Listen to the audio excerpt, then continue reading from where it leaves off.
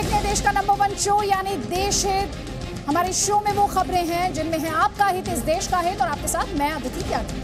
मैं हूं आपके साथ अमन चोपड़ा। शुरुआत 20 बड़ी खबरों के साथ। बहुत जल्द भारत लाया जा सकता है भगोड़ा विजय माल्या, रिमांड लेने के करीब ईडी और सीबीआई। सूत्रों के मुताबिक विजय माल्या को मुंबई की आर्थर रोड जेल में रखे जाने की तैयारी। माल्या पर बैंकों का 9,000 करोड़ रुपए बकाया। सीमा विवाद पर चीन का आधिकारिक बयान, कहा तीसरे पक्ष की जरूरत नहीं, बातचीत से हल करेंगे मसला, स्थिति स्थिर और नियंत्रण।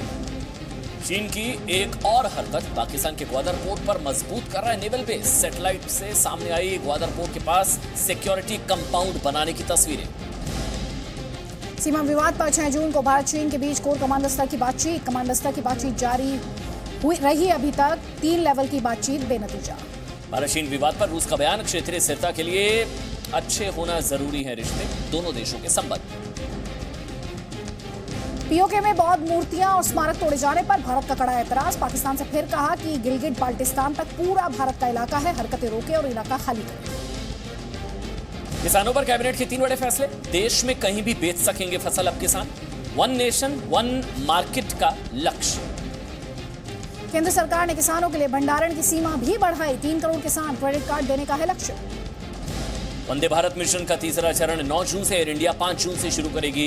अमेरिका कनाडा के लिए टिकट बुकिंग 30 जून तक की 75 उड़ानों के लिए बुक होंगे टिकट। देश में कोरोना के मरीजों की संख्या बढ़कर 2,07,000 के पार। 24 घंटों में 217 की मौत। मरीजों के ठीक होने की दर भी 48% से ऊपर। कोरोना संकट के बीच पीएम मोदी का विश्व के नेताओं के साथ मंथन जारी। कल ऑस्ट्रेलिया के प्रधानमंत्री के साथ करेंगे वर्चुअल बैठक।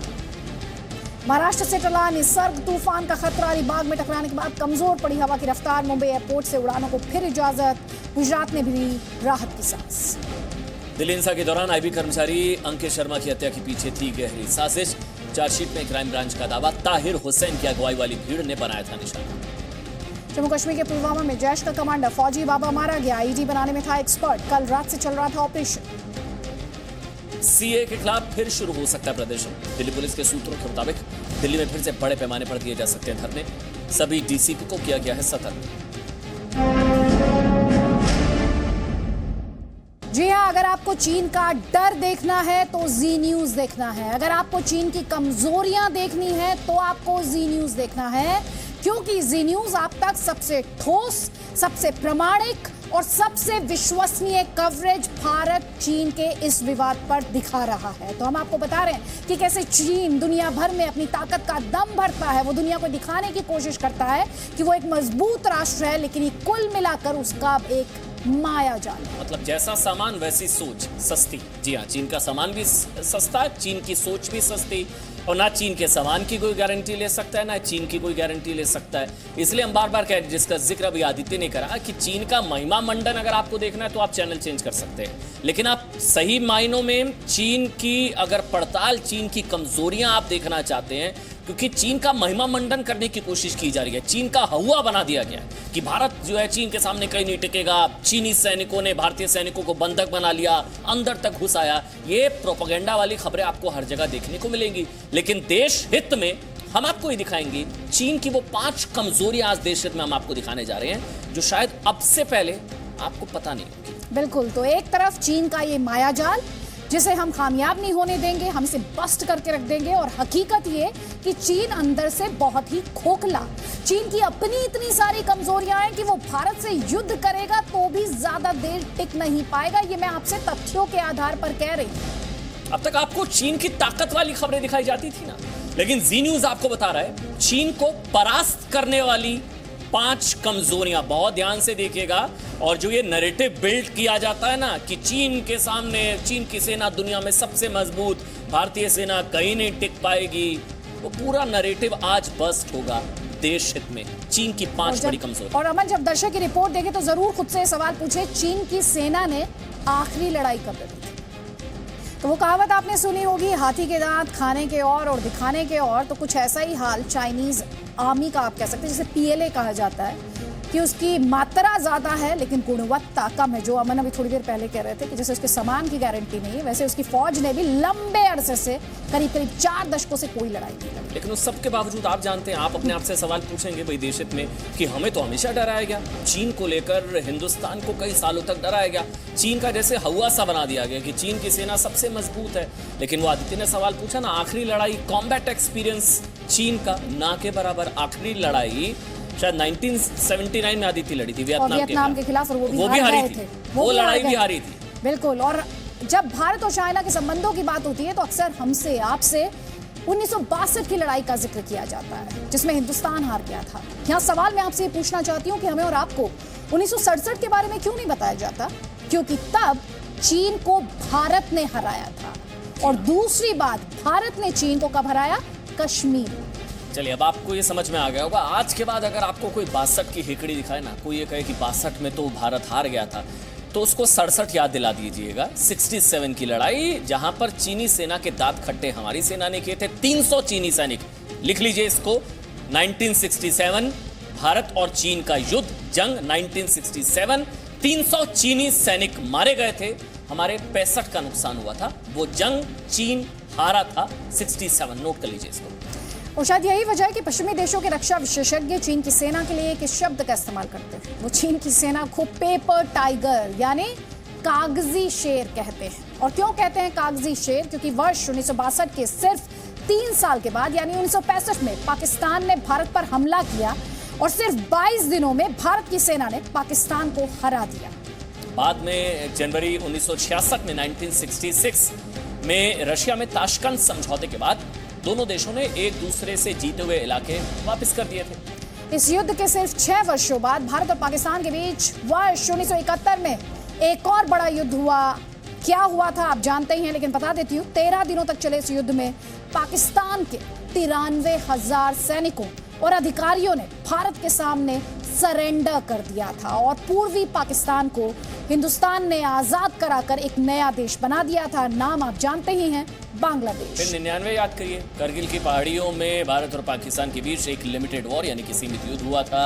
इसे सीमित युद्ध इसलिए कहा गया क्योंकि ये युद्ध सिर्फ करगिल की पहाड़ियों तक ही सीमित था और उस युद्ध में भी पाकिस्तान की करारी हार हुई है। अब आपको युद्ध के मामले में चीन का रिपोर्ट कार्ड हम दिखाते हैं। थोड़ी देर पहले हम आपसे पूछ रहे थे सवाल कि चीन ने आखिरी लड़ाई कब लड़ी, तो वर्ष 1979 में चीन और उसके पड़ोसी वियतनाम के बीच एक युद्ध हुआ। वियतनाम, जो नहीं जानते उन्हें बता देती हूँ, एक छोटा सा देश है, लेकिन दोनों देशों के बीच हुए इस युद्ध में चीन के सैनिक ज्यादा मारे गए थे और चीन की शर्मनाक हार हुई थी। और इस शर्मनाक हार के बाद चीन ने अपने सैनिकों को युद्ध से वापस बुला लिया था। मतलब आखिरी लड़ाई लड़ी 1979 में, कॉम्बैट एक्सपीरियंस ना के बराबर वियतनाम से लड़ी, वियतनाम से भी हार गया, तो भारत की तो छोड़ ही दीजिए। कुल मिलाकर इस युद्ध के नतीजे ने चीन की इज्जत धूल में मिला दी है। और अमेरिका के महान जनरल और पहले राष्ट्रपति जॉर्ज वॉशिंगटन ने कहा था कि युद्ध के लिए तैयार रहना शांति बनाए रखने का असरदार तरीका है और हमारा देश भी यानी हिंदुस्तान भी शांति बनाए रखने की कोशिश करता है। लेकिन इसके साथ भारत की शक्तिशाली सेना युद्ध के लिए भी हर समय तैयार रहती है। मतलब जितने मजबूत आप होंगे वो उतना बड़ा डेटरेंट होगा। दुश्मन हमला नहीं करेगा तब तक जब आप दुश्मन को हराने में सक्षम होंगे। सबसे बड़ा डेटरेंट ये होता है कि आप युद्ध के लिए कितने तैयार हैं, तब तक जंग नहीं होती, क्योंकि दुश्मन समझ जाता है कि अगर लड़ूंगा तो हारूंगा। तो आजादी मिलने के बाद के करीब अगर 73 वर्षों पर नजर डालें तो हमारी सेना ने औसतन हर 15 वर्ष में एक छोटा या बड़ा या लिमिटेड युद्ध लड़ा है और पिछले करीब 4 वर्षों में 2 बार पाकिस्तान की सीमा में भारतीय फोर्सेस गए हैं। सितंबर 2016 सर्जिकल स्ट्राइक और पिछले साल एयर स्ट्राइक बालाकोट में। और आप इसको इस तरीके से समझिए कि इन संघर्षों की आग में तपकर भारतीय सेना दुनिया की सबसे शक्तिशाली सेनाओं में अपना स्थान बना चुकी है। इसलिए अपनी सेना को कम करके कभी मत आंकिएगा। सेना के पराक्रम, उसके शौर्य को कभी भी उस पर शक मत करिएगा, कभी डाउट मत करिएगा, क्योंकि हिंदुस्तान की सेना पूरी दुनिया में सर्वोच्च सेनाओं में से एक है। जी हाँ, ये 1962 का भारत नहीं है, ये 2020 का भारत है। लेकिन हमारा पड़ोसी चीन अब तक शायद 1962 की गलतफहमी में फंसा हुआ है, या फिर आप इसे ऐसे भी समझिए, जितना चीन को जानकार समझते हैं वो कहते हैं कि एक्शन वो बॉर्डर पर बिल्डअप के माध्यम से कर रहा है, लेकिन नेगोशिएट वो कहीं और करना चाहता है। 1962 के बाद में जो एक ट्रांसफॉर्मेशन आई है हिंदुस्तान की सेना की, वो बहुत ही महत्वपूर्ण है। जो हिंदुस्तान की आर्मी है आज एक प्रोफेशनल आर्मी है जो कि मानी जाती है। चीन के मुकाबले में हम इतना शायद हमारे पास कुछ चीजें नहीं होंगी जो कि टेंजिबल एसेट्स हैं कॉम्बैट पार्क के। देखिए कॉम्बैट पार्क के दो पहलू होते हैं, एक होते हैं उनके जो कि टेंजिबल पहलू होते हैं, जैसे उनकी गन्स हो गई, टैंक्स हो गए, फायर पावर हो गया, एयरक्राफ्ट्स हो गए। दूसरे हैं इंटेंजिबल एसेट्स। इंटेंजिबल एसेट्स के अंदर पॉलिटिकल विल से लेके जो कि मोराल को हाई करती है, मोराल, मिलिट्री लीडरशिप और मिलिट्री ट्रेनिंग। देखिए जो J&K की जो प्रॉक्सी वॉर के अंदर हमारे जो जवानों ने ट्रेनिंग ली है, मैं आपको ये बताना चाहता हूं, वो आज किसी भी सेना के 10 जवानों के बराबर है हमारा एक जवान। और चीन को शुरुआत से यही लगता रहा कि भारत उसके लिए खतरा है। जी हाँ, वो हमेशा से ही भारत के साथ कंपटीशन में रहा, चाहे वो इकोनॉमी के लिहाज से हो, चाहे वो सुपर पावर बनने के लिहाज से हो। तो आप ये कह सकते हैं कि भारत के प्रति जो चीन की सोच है उसमें जलन, एशिया की मिलावट ज्यादा है। यानी कि मेड इन चाइना सामान की तरह चीन का चरित्र भी टिकाऊ नहीं है। तो ये जो जलन है कहीं ना कहीं भारत चीन के रिश्तों को बहुत क्रूशियल रोल ये प्ले करती है, अहम किरदार निभाती है जब चीन भारत की तरफ देखता है। अब एक और बड़ी खबर आपको दे रहे हैं, कूटनीतिक मोर्चे पर भारत को मिली बड़ी कामयाबी की खबर है और ये विजय माल्या से जुड़ी हुई खबर है। विजय माल्या जल्द ही भारत लाया जा सकता है, ये बहुत बड़ी खबर इसको हम आपको दे रहे हैं। बैंकों का करोड़ों हजारों करोड़ रुपए लेकर फरार हुआ विजय माल्या जल्दी भारत लाया जा सकता है। सूत्रों के हवाले से बड़ी खबर है, विजय माल्या की घर वापसी का काउंटडाउन शुरू हो गया। आप इसको इस तरीके से समझिए। तो ब्रिटिश कोर्ट पहले ही विजय माल्या के भारत प्रत्यर्पण पर मोहर लगा चुकी है। माल्या पर, जैसे कि अभी अमन भी आपको बता रहे थे, हजारों करोड़ रुपए, तो 9,000 करोड़ रुपए नहीं लौटाने का एक बड़ा आरोप, धोखाधड़ी और मनी लॉन्ड्रिंग के केस विजय माल्या पर दर्ज है। जल्द ही विजय माल्या को भारत लाया जा सकता है, हालांकि उसके पास अब भी कुछ कानूनी विकल्प बाकी है। मतलब एक तरीके से होमवर्क पूरा कर लिया गया है, कुछ लीगल ऑप्शंस हो सकता है उसके पास हो, लेकिन 9,000 करोड़ बैंकों के लूटकर भगोड़ा विजय माल्या, बड़ी कूटनीतिक कामयाबी। और विजय माल्या की घर वापसी का काउंटडाउन शुरू हो चुका है। बैंकों का कर्ज चुकाने के बदले माल्या विदेश भाग गया था। विजय माल्या बिल्कुल, तो 9,000 करोड़ का कर्ज लिया, चुकाया नहीं, फिर उसके बाद भाग गया, जांच शुरू हुई और जांच शुरू हुई तो उसके बाद गैर जमानती वारंट विजय माल्या के खिलाफ जारी किया गया। विजय माल्या का भारतीय पासपोर्ट रद्द किया गया और फिर ब्रिटेन से माल्या को सौंपने के लिए कहा गया। हम क्यों कह रहे हैं कूटनीतिक कामयाबी, एक तरीके से आप इसको समझिए, क्योंकि विजय माल्या भागकर ब्रिटेन चला गया। ब्रिटेन को भारत ने कहा कि इसको सौंपा जाए और लंदन की वेस्टमिंस्टर कोर्ट में माल्या मामले पर सुनवाई हुई, जहां पर इसको मुंह की खानी पड़ी और माल्या के प्रत्यर्पण को वहां पर मंजूरी मिल गई और ब्रिटेन के गृह सचिव के पास प्रत्यर्पण की ये फाइल पहुंची। ब्रिटेन के गृह सचिव ने प्रत्यर्पण की फाइल पर मोहर लगा दी। और ज्यादा डिटेल्स के लिए रुक कर लेते हैं मीडिया संवाददाता जितेंद्र शर्मा का। जितेंद्र, और क्या डिटेल्स हैं, कब हो सकती है ये घर वापसी जिसका होमवर्क पूरा है? देखिए अदिति, जो लीगल रेमेडीज हैं वो सारी एग्जॉस्ट हो चुकी हैं विजय माल्या की, यानी कि उसके पास अब किसी तरह का कानूनी विकल्प नहीं बचा है।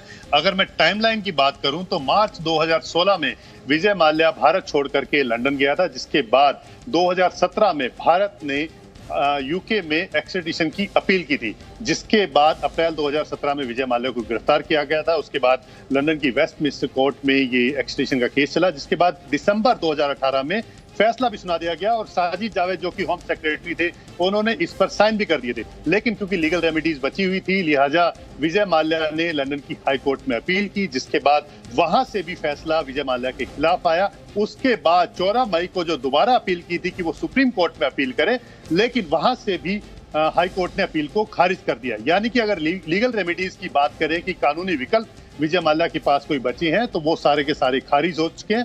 और यही वजह है कि सीबीआई और ईडी जो कि इस केस को लंदन में परस्यू कर रहे थे, लगातार फाइट कर रहे थे वहां पर, उनका कहना है कि जल्द ही, क्योंकि विजय माल्या के पास अब कोई कानूनी विकल्प नहीं है, तो लाया जा सकता है। हालांकि कोई टाइमलाइन या तारीख अभी तय नहीं की गई है, क्योंकि जिस तरह से पूरे संसार में पैंडेमिक जो कोविड चल रहा है उसको लेकर के बहुत सारी दिक्कतें हैं और इसको लेकर के भी बहुत सारे विचार विमर्श किए जा रहे हैं। हालांकि जो खबर है उसमें ये आ रही है कि विजय माल्या क्योंकि कानूनी विकल्प नहीं बचे हैं, तो हो सकता है कि वो किसी तरह से पॉलिटिकल असाइलम के लिए किसी तरह की अपील करने की कोशिश करे। हालांकि क्योंकि केस बहुत ज्यादा बढ़ चुका है और भारत सरकार लगातार इसको परस्यू कर रही है, भारत सरकार लगातार वहां की सरकार पर दबाव डाल रही है, तो उम्मीद काफी कम है कि इसका फायदा कोई मिलेगा। आप ये समझा रहे लीगल ऑप्शंस नहीं है, वेस्टमिंस्टर कोर्ट, फिर हाई कोर्ट, फिर सुप्रीम कोर्ट वाली याचिका भी हाई कोर्ट में खारिज। लेकिन हाँ, दूसरे ऑप्शंस हैं जिसका आप जिक्र किया, पॉलिटिकल असाइलम यानी कि राजनीतिक शरण संभवतः उस देश में लेने की कोशिश कर सकते हैं। लेकिन भारत की सरकार की तरफ से तैयारी पूरी की जा चुकी है। विजय माल्या की घर वापसी का काउंटडाउन भी शुरू हो चुका है। देशहित में बात अब हम करेंगे दिल्ली दंगों की, और चार्जशीट्स लगातार फाइल की जा रही हैं। लेकिन अब हम बात करेंगे दिल्ली दंगों के मास्टरमाइंड ताहिर हुसैन की, जो कि अंकित शर्मा की हत्या का आरोपी भी है। आपको बता दें 25 फरवरी को आप जानते हैं चांदबाग इलाके में दंगों के दौरान आईबी कर्मचारी अंकित शर्मा की चाकुओं से बेरहमी से आईएसआईएस स्टाइल में गोद कर हत्या कर दी गई थी। पुलिस की चार्जशीट के मुताबिक अंकित शर्मा के शरीर पर 51 चोट के निशान मिले हैं। और आपको बता दें अंकित शर्मा की हत्या में 10 लोग शामिल थे। इनमें आम आदमी पार्टी से निलंबित ताहिर हुसैन का नाम है। चार्जशीट के मुताबिक जिस भीड़ ने अंकित शर्मा की हत्या की, उस भीड़ का नेतृत्व ताहिर हुसैन ही कर रहा था। और कल ही दिल्ली पुलिस ने दिल्ली दंगों पर चार्जशीट दायर की थी, जिसमें ताहिर को दिल्ली दंगों का मास्टरमाइंड भी माना गया। अब ऐसा जितेंद्र शर्मा जी मीडिया संवाददाता इस वक्त लाइव जुड़े हुए हैं। जितेंद्र, जो बात जीनी शुरुआत से कह रहा था कि चाकू से गोद कर हत्या की गई अंकित शर्मा की, 51 चोट के निशान शरीर पर, पूरे आईएसआईएस स्टाइल में हत्या की गई, चार्जशीट भी यही कह रही है। बिल्कुल अमन, और यही बात हमने सबसे पहले बताई थी कि किस तरह से अंकित शर्मा जो कि आईबी में काम करते थे, किस बेरहमी के साथ उसकी हत्या की गई थी।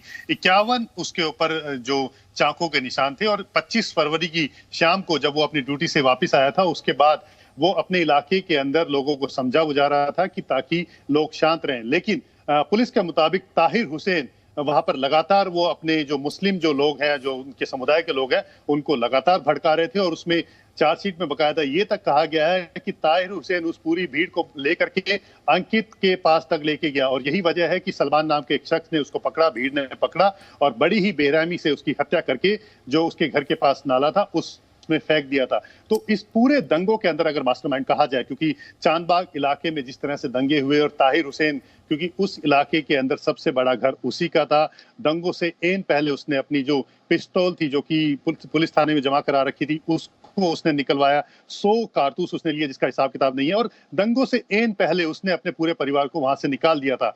और क्योंकि उसका घर उस इलाके में सबसे बड़ा था, इसलिए जितने भी दंगाई थे उसके घर के अंदर शरण लिए, और वहां से बाकी लोगों के घरों के ऊपर पथराव कर रहे थे, पेट्रोल बम फेंक रहे थे, गोलियां चला रहे थे। अंकित शर्मा की उसी ने जो भीड़ चलाई लेके गया था, उसी की भीड़ ने अंकित शर्मा की हत्या की। और एक तो और उस इलाके के अंदर ये भी जितेंद्र आपने जो दी है वो भी हम एक बार जल्दी से बता देते हैं, फिर आपके पास आएंगे, आप सुनकर हैरान हो जाएंगे। दिल्ली दंगों का निजामुद्दीन मरकज कनेक्शन, ठीक सुन रहे हैं आप, दिल्ली दंगों का निजामुद्दीन मरकज कनेक्शन क्या है इसको ध्यान से समझिए। दिल्ली दंगों की जो चार्जशीट फाइल की गई है उसमें राजधानी स्कूल के मालिक फैजल फारूकी दंगों में किस तरह से शामिल था, और फैजल फारूकी का निजामुद्दीन मरकज कनेक्शन आपको दिल्ली पुलिस ने सिलसिलेवार तरीके से चार्जशीट में बताया। सुनिए। तो राजधानी स्कूल के मालिक फैजल फारूकी समेत 18 लोग गिरफ्तार किए गए। फैजल फारूकी ने राजधानी स्कूल के आसपास दंगे भड़काने की साजिश रची थी। फैजल फारूकी के आदेश पर ही भीड़ ने डीआरपी कॉन्वेंट स्कूल को बर्बाद कर दिया। अनिल स्वीट्स की बिल्डिंग और 2 पार्किंग की जगहों को भी भीड़ ने बर्बाद किया। आगे सुनिए। फैजल फारूकी के खिलाफ डीआरपी स्कूल और राजधानी स्कूल के गार्ड ने ही गवाही दी, उसके अपने स्कूल के गार्ड ने गवाही दी है। अब सुनिए बड़ी खबर, फैजल फारूकी की कॉल डिटेल से यह पता लगा है कि वो पीएफआई, पिंजरा तोड़ ग्रुप और साथ ही निजामुद्दीन मरकज, हजरत निजामुद्दीन मरकज और जामिया कोऑर्डिनेशन कमेटी के संपर्क में था, उसके संबंध थे, ये कॉल डिटेल से पता लगा है। दिल्ली दंगे शुरू होने से एक दिन पहले फैजल फारूकी ने देवबंद का भी दौरा किया था। जितेंद्र, इस मामले को लेकर, फैजल फारूकी को लेकर और क्या बड़े डिटेल सामने आ रहे हैं? क्योंकि इसमें तो दंगा कनेक्शन भी सामने आ रहा है, इसमें तो मरकज कनेक्शन भी है, और इसमें एक बड़े लेवल की जो प्रतिबंधित, जो कई विवादित संगठन है उनके साथ, पीएफआई या फिर उसके अलावा जो दूसरे संगठन है उनके साथ भी संबंधों की बात है। अदिति, सबसे बड़ी बात यह है कि जो दिल्ली दंगे हुए हैं उसको पहले से प्लान किया गया था, उसमें बहुत सारे लोग इन्वॉल्व हैं जिन्होंने दिल्ली के अंदर पूरे सोच समझ करके इन दंगों को किया। क्योंकि जिस तरह से राजधानी स्कूल का जो मालिक है फैजल फारूकी, अगर उसको देखिए तो उसने पहले से ही तैयारी कर रखी थी। अपने स्कूल की छत के ऊपर एक बड़ी गुलेल रख रखी थी, पेट्रोल बम रखे हुए थे, गोलियां पिस्टल उसके पास थी, और वहीं से लेकर के वो लगातार जो लोगों के ऊपर पेट्रोल बम फेंक रहा था, गुलेल चला रहा था, पत्थरबाजी कर रहा था। और जो सबसे बड़ी बात यह है कि निजामुद्दीन मरकज, जामिया कोऑर्डिनेशन कमेटी, पिंजरा तोड़, पीएफआई जो कि दंगों को लेकर के और एंटी सीए को प्रोटेस्ट को लेकर के जो फंडिंग के आरोप लगते रहे हैं और लगातार करते रहे हैं, ईडी भी इस मामले की जांच कर रही है। तो ये सभी लोग शामिल थे। दंगों से एन पहले यानी कि 24 तारीख को जब राजधानी स्कूल के ऊपर से उसने पथराव करना शुरू किया, पेट्रोल बम फेंकना शुरू किया, फैजल फारूकी और बाकी लोगों ने, उससे एक दिन पहले फैजल फारूकी देवबंद गया था। तो तमाम तरह के कनेक्शन जो है पुलिस ने अपनी जांच में निकाले हैं और पता लग रहा है कि ये दंगे जो है अचानक नहीं हुए थे, पहले से प्लान किया गया था। और एक सबसे बड़ी बात है अहम कि जिस दिन दंगे हुए 24 तारीख को, उसी दिन जितने मुस्लिम परिवार के बच्चे उस स्कूल में पढ़ते थे, सबको, उनके परिवार को बुला करके बच्चों को स्कूल से छुट्टी दे दी गई थी। यानी कि सब कुछ पहले से ही प्लान था। ये बिल्कुल बिल्डिंग सटी हुई है कि जो राजधानी स्कूल है, जो दूसरा स्कूल है जिसको टारगेट किया गया, बिल्कुल सटी हुई थी। ये बताया गया था कि दूसरे स्कूल जो मुस्लिम स्कूल जहाँ बच्चे थे, राजधानी स्कूल, वो पूरी खाली करा ली गई थी दंगों से पहले। साथ वाली बिल्डिंग में बच्चे आ रहे थे और फिर वहां ऊपर अटैक किया गया था। ये सोच समझकर साजिशन बिल्कुल बिल्डिंग साथ की थी दोनों स्कूल्स की। बहुत बहुत शुक्रिया जितेंद्र, पूरी खबर हम तक पहुंचाने के लिए। चार्जशीट में वाकई कई हैरान कर देने वाले खुलासे। और चलिए अब आपको दिखाते हैं इंसानों के जानवर बनने की कहानी। जी हाँ, खाने की तलाश में जब एक हथिनी मानव बस्ती में पहुंची तो इंसान जानवर बन गए। केरल के मल्लपुरम में जो हुआ उसे देखकर ये मुमकिन है कि आपको इंसान होने पर शर्म आने लगे। आपको बता दें, भूखी हथनी को कुछ स्थानीय लोगों ने ऐसे फल खिलाए जो इस जानवर और उसके बच्चे की भूख को शांत तो नहीं कर सके, पर इंसानों के इस भद्दे खेल ने बदजुबानों की जिंदगी जरूर छीनी। अम्मा, मैं इंसानों को कभी नहीं देख पाऊंगा। कोई बात नहीं, तुम्हें इसका पछतावा नहीं होगा।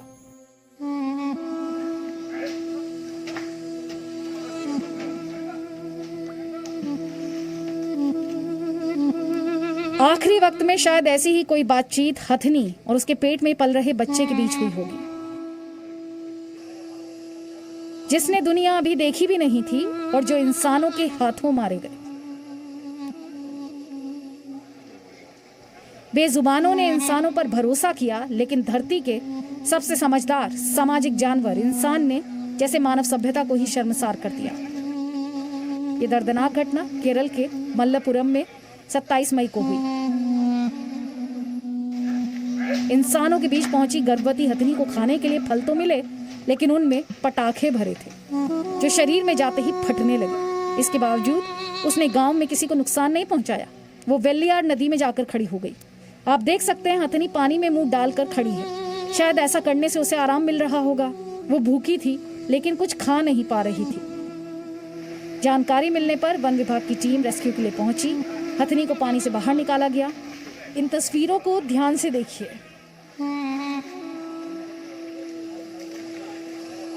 रेस्क्यू के लिए जिन हाथियों का इस्तेमाल किया गया वो भी शोक में खड़े हैं। एक हाथी अपनी सूंड से इस हथनी को छू रहा है। शायद ये उसे जगाने की कोशिश कर रहा है, लेकिन तब तक सब कुछ खत्म हो चुका था। इंसानियत की परिभाषा के आगे ये हथनी हार मान चुकी थी। महात्मा गांधी ने कहा था, अगर किसी देश की महानता का अंदाजा लगाना है तो ये देखिए कि वहाँ जानवरों के साथ कैसा व्यवहार होता है। ऐसे में ये तस्वीर हम सब के लिए एक सवाल है, और सवाल ये कि यहाँ जानवर कौन है। ब्यूरो रिपोर्ट, जी मीडिया। और जवाब हम और आप सब जानते हैं। अब बात करेंगे महाराष्ट्र और गुजरात में आए चक्रवाती तूफान निसर्ग की। अलीबाग में लैंडफॉल के बाद फिलहाल निसर्ग तूफान मुंबई से गुजर चुका है और कई इलाकों में इस तूफान की वजह से नुकसान भी हुआ है। आपको बता दें कि महाराष्ट्र के तटीय इलाकों से टकराते ही निसर्ग तूफान ने तबाही मचानी शुरू कर दी। भारी बारिश और तेज हवाओं की वजह से मुंबई के नरिमन पॉइंट में तबाही का मंजर साफ तौर पर देखने को मिला। तस्वीरें से आपकी टीवी स्क्रीन पर। ये वो वक्त जब निसर्ग जो है लैंडफॉल जब टकराया निसर्ग, उसके बाद कितनी तेज हवाएं वहां पर चली, ये वो तस्वीर। इतनी तेज हवाएं रही कि पेड़ जड़ से उखड़ गया और एक छोटे से पिकेट पे जाकर गिरा। तो तेज हवाएं, तेज बारिश, हालांकि लैंडफॉल के बाद ये कमजोर। बाइक जो है वो खड़ी हुई थी, तेज हवाएं वहां पर चली, जितनी चीजें उसके रास्ते में सब उड़ती रही। ये देखिए बाइक भी इतनी तेज हवा। इसके अलावा आपको बता दें, मुंबई के पास करजत नरेल रोड पर तेज बारिश और तूफानी हवा की वजह से सड़क किनारे पाख की गई है। वो तस्वीरें हम आपको दिखा रहे हैं। बाइक गिर गई तूफानी हवा की चपेट में, जो भी कुछ आया उसे उड़ा कर ले गया।